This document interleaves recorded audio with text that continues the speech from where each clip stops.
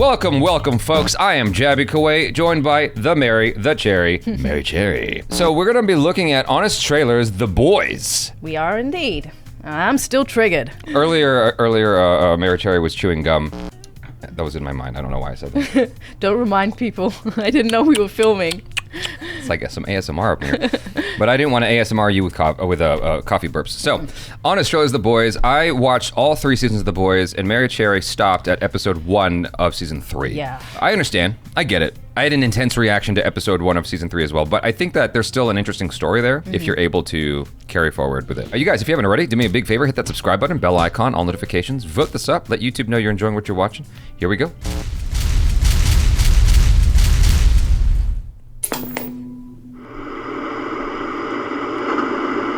Amazon Studios invites you to enter the most brutal, harsh, unforgiving world since Amazon's warehouses in The Boys.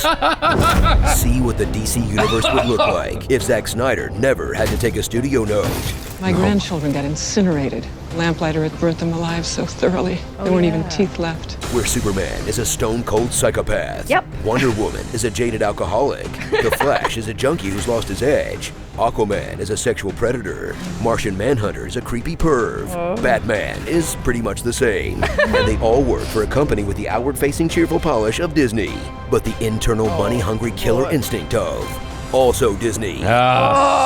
Sequel after sequel after sequel. Step into the adorable shoes of Huey. He's a pansy who comes from a long, proud line of pansies. You don't have the fight. You never have. Neither do I. Who's cultivated the power to back out. Huh? Is that the guy from the movie that I just watched, Shaun of the Dead? Did I say his name right? Yes. Simon Pegg? Simon Pegg, yes. Okay, is that him? Yes. I literally just realized, and I've seen this season before. Okay, moving on. Are you awake half the time, Mary Cherry? No, it's just that I recently watched Shaun of the Dead. Okay. For my own channel. Okay. And so it's like fresh in my mind, and I now know who Shaun, Okay. Simon Pegg is. Neither do I.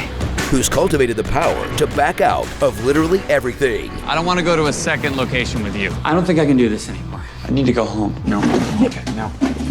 No, I can't. Cover him! No, I can't do this. No, I can't do this. I can't do this. Let me out. But Huey will go full Batman when they kill off his Robin. And join The Boys, a vigilante group dedicated to keeping superheroes in line. And by in line, we mean dead. Featuring this extremely French guy. Move, s'il vous plaît. You don't stir. You fold. Now that's what makes them spongy. This extremely into his girlfriend guy. Because if you watch that episode of Downton Abbey, then I'm going to be one behind and we're not going to be able to binge watch together. You know I'd much rather be at home rubbing on them toes. Baby, you're right. This extremely MacGuffin girl. And this cockney a-hole who everyone is extremely unhappy to see. Congrats on your promotion, Susan. What are you doing here? I thought we agreed that you were never going to come out here. Means you brought that 40,000 you owe me? I mean, why else would you show your face around here? Oh, hell no. The f*** do you want? You're like the f***ing mold on my laundry room tiles. You scrape it off, comes right back. Monique.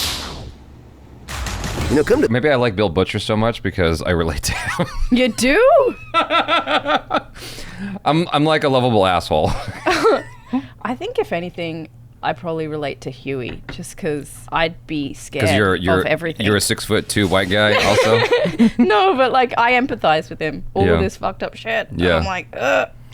Well, I mean, That'd be me. I think he has the most relatable of reactions because for sure. you know, most of us are not part of this underworld. I mean, even if you have like a real life counterpart to the underworld, it's not involving superheroes and visual effects and all that stuff. Anything supernatural, like there's still underbellies of society that we don't get exposed to. Yeah, you know? For sure. And we would have that kind of reaction that Huey has if we were exposed to it. to think of it, no one's happy to see each other on the show. I guess friendship just isn't edgy enough. Give the game away. Not until this frog gets what's coming. He's near your mother. Speaking of edge, prepare for a show that feels like it was written by these two. It sneaks up on the deep, and then boom, so the down. Makes a shark bite translucent off. that isn't content with just showing how superheroes would use their powers for evil, but gives them humanizing backstories in a cheap ploy for sympathy, like how this disgraced white-collar criminal has a kid. Remember your old man?